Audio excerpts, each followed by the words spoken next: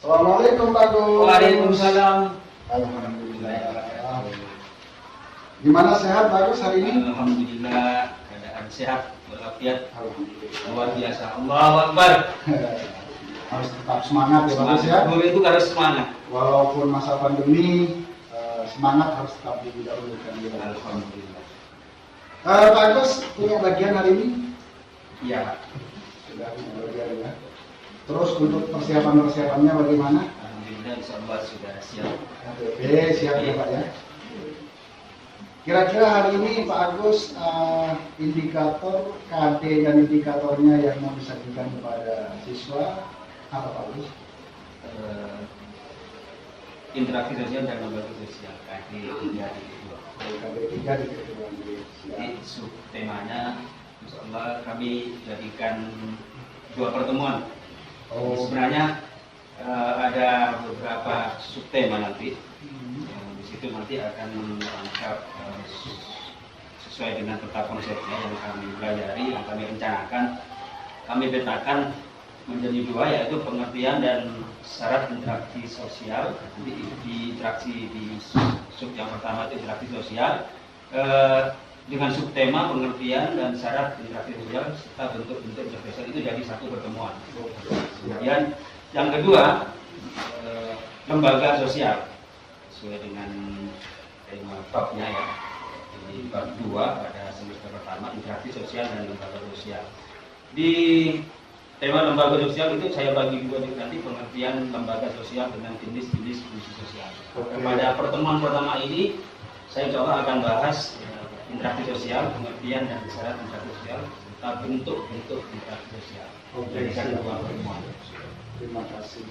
Selanjutnya untuk kira-kira untuk menyampaikan KD ini dalam proses pembelajaran, rencana atau metode yang ingin digunakan oleh Bapak kira-kira menggunakan atau memilih metode apa? Sementara kami akan memberikan ceramah, kemudian tanya jawab. Dalam ceramah itu kalau biasanya saya itu sambil diskusi berjalan, sambil tanya jawab, menerangkan ceramah, menerangkan ditanya, biar saling timbul interaksi dengan masing-masing. Untuk alat dan bahannya Pak Agus kira-kira mempersiapkan apa?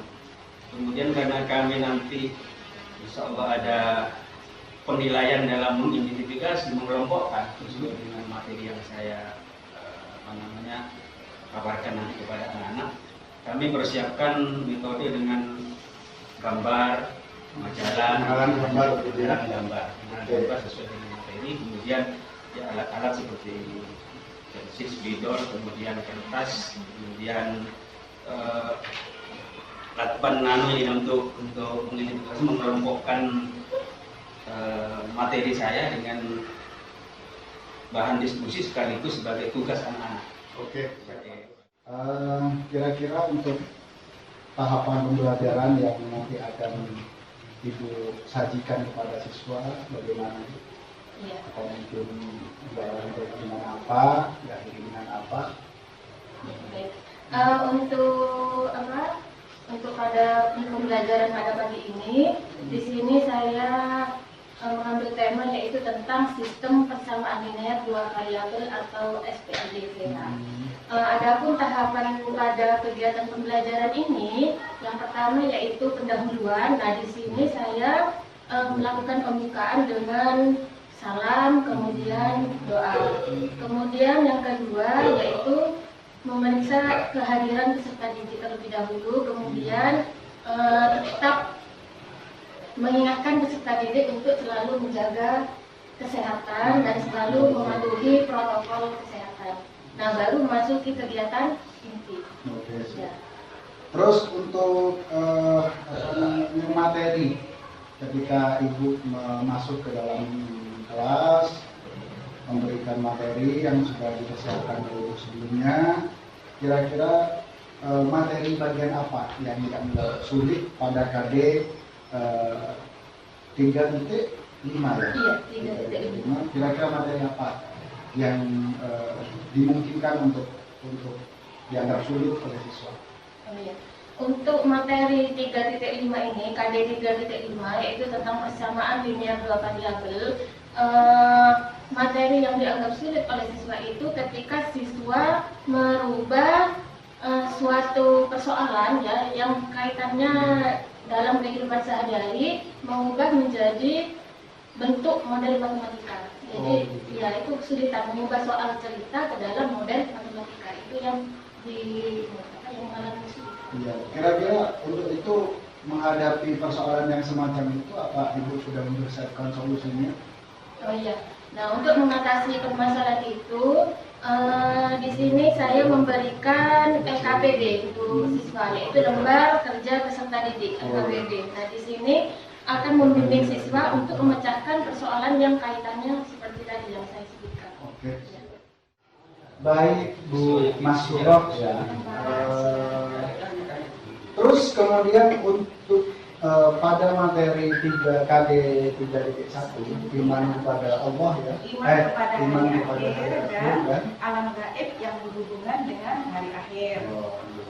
Kira-kira pada bagian mana di materi itu yang kemudian dianggap susah atau sulit oleh siswa untuk dicerna? Ini Pak, alhamdulillah untuk materi iman kepada hari akhir dan alam gaib yang berhubungan dengan hari akhir, di situ anak-anak sangat bersemangat Pak, karena di sini terutama yang di tanda-tanda hari akhir, anak-anak merasa kok ini loh ternyata kenyataan itu tanda-tanda hari akhir itu semuanya ada dialami dalam kehidupan sehari-hari yang ada saat ini. Oke, siap. Terus dari pembelajaran itu, pasca kegiatan pembelajaran itu, kira-kira kompetensi apa yang bisa dimiliki oleh siswa setelah mengikuti kegiatan pembelajaran dengan materi 3.1 tadi?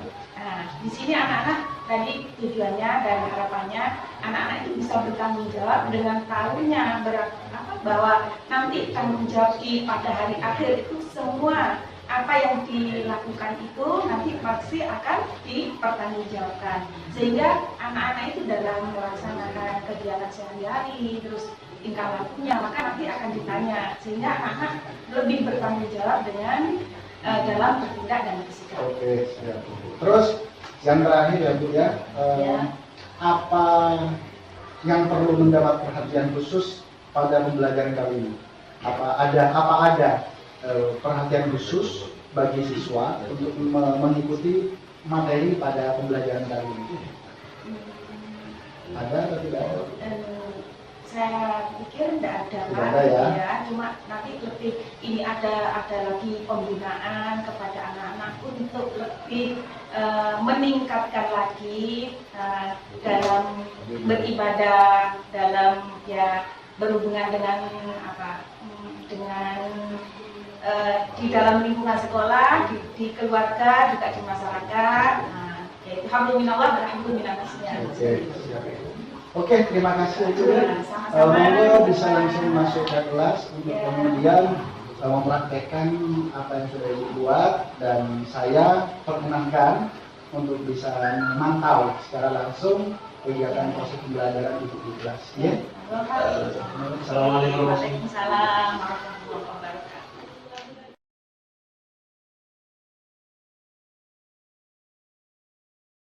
Assalamualaikum warahmatullahi wabarakatuh. Apa kabar anak-anakku? Baik. Kalian masih dalam keadaan sehat? Sehat. Oke, pada hari ini pelajaran kita IPS ya? Bawa buku semuanya? Semangat? Oke, silakan. Seperti yang sering saya kemukakan, pada setiap saya akan mulai pelajaran, maka kamu harus semangat untuk belajar IPS. Kenapa? Karena IPS itu berhubungan dengan kehidupan kita sehari-hari. Betul nggak? Makanya harus semangat. Setiap yang kita pelajari itu pasti berkenaan dengan kehidupan kita. Ya, sebelum kita memulai materi saya ingin absen dulu. Ya, yang tidak masuk hari ini siapa anak?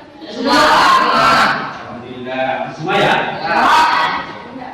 Jadi sebelum kita mulai materi ini agar bermanfaat, berguna, barokah, tentunya kita mulai dengan berdoa. Bapak, silakan ada yang mungkin doanya, Bapaknya.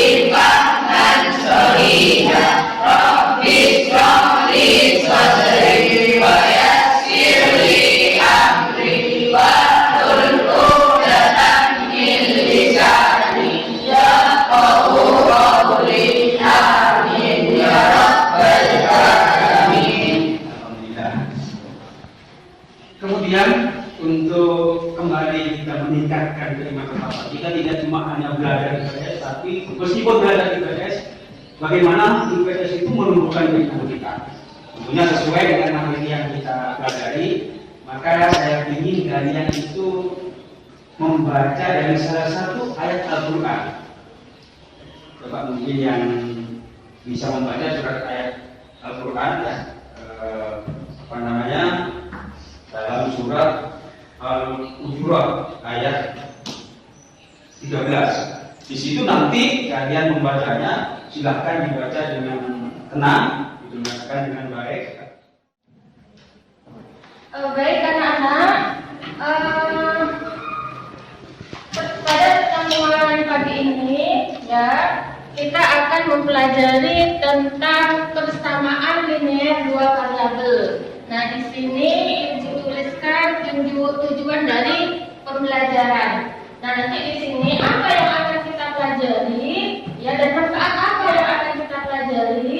Nah, nanti kalian bisa setelah mendapat ilmu yang saya sampaikan, kalian bisa menerapkan dalam kehidupan sehari-hari. Nah, baiklah. Untuk tujuan pembelajaran pada pagi ini, yang pertama yaitu apa? Bisa terbaca ya sampai belakang? Bisa. Ya, coba apa? Lutfi. Mila.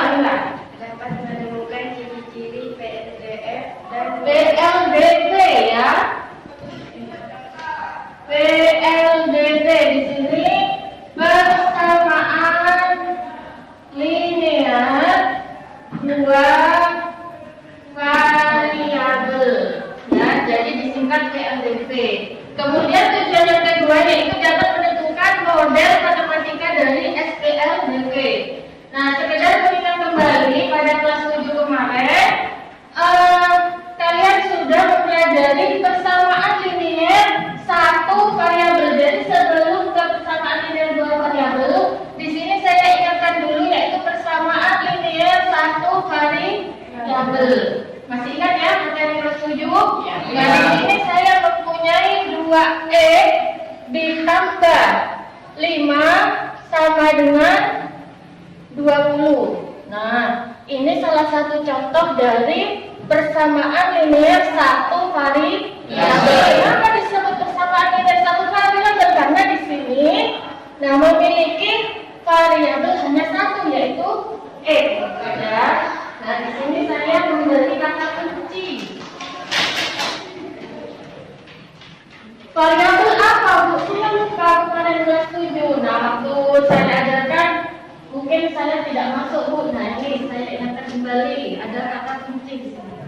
Nah, variabel yaitu lambang pengganti suatu bilangan yang belum diketahui nilainya dengan jelas atau disebut juga sebagai peubah. Jadi di sini kita akan mencari nilai X. Kira-kira berapa nilai X yang bisa memenuhi dari persamaan linear ini? Paham ya?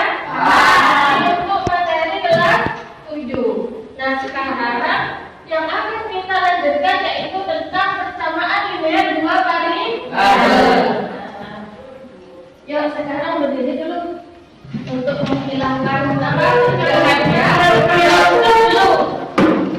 Nanti kalau saya ucapkan matematika, kalian pakai W, pakai O, pakai W. Wow, jadi suaranya dimakan semuanya, oke? Ayo. Matematika, pakai W, pakai O, pakai W. Wow. Lagi. Matematika, pakai W, pakai O, pakai W. Wow. Sudah. Sebelum saya masuk ke materi, jadi nanti ketika Bu Guru bertanya kalian langsung saya Bu, siap Bu, oke? Oke. Ayo, sekarang duduk dulu. Bagaimana, sudah paham semua? Tadi kalian kan sudah diskusi tentang panggilan hari kiamat. Coba siapa yang bisa menyimpulkan hasil dari diskusi kalian tadi? Turunnya derajat dan munculnya binatang melangkah angin. Matahari terbit dari sebelah barat, tempat terbelahnya berlawanan dengan tempat terbitnya. Dan keluarnya gas berakhir dari semua sudut bumi. Nah, anak-anak, gimana? Semuanya paham ya? Untuk pertemuan yang akan datang, nanti kita akan membahas tentang hikmah iman kepada hari akhir. Ya, anak-anak, untuk supaya anak-anak lebih paham tentang apa yang sudah kita pelajari tadi, silakan nanti dikerjakan soal di LKS, ya, di soal latihan. Bagaimana, anak? Siap? Mari kita tutup pertemuan hari ini dengan bacaan hamdalah bersama-sama, dengan harapan mudah-mudahan apa yang kita pelajari pada hari ini akan menjadi ilmu yang barokah dan manfaat. Kita tutup dengan Alhamdulillahirabbil alamin. Akhirnya, wassalamualaikum warahmatullahi wabarakatuh. Waalaikumsalam warahmatullahi wabarakatuh.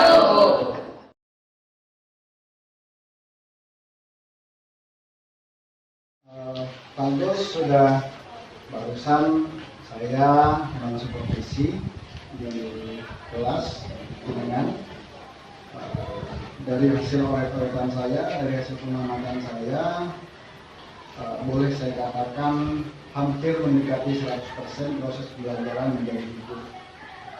Cuman yang menjadi catatan saya Pak Gus, pertama di bagian pembelajaran pembukaan, mungkin alangkah lebih baiknya sebelum proses pembelajaran dimulai dengan doa, dan yang dapat kami pantau barusan ternyata masih belum bisa mengaitkan materi yang hari ini dengan materi yang sebelumnya, itu belum ketemu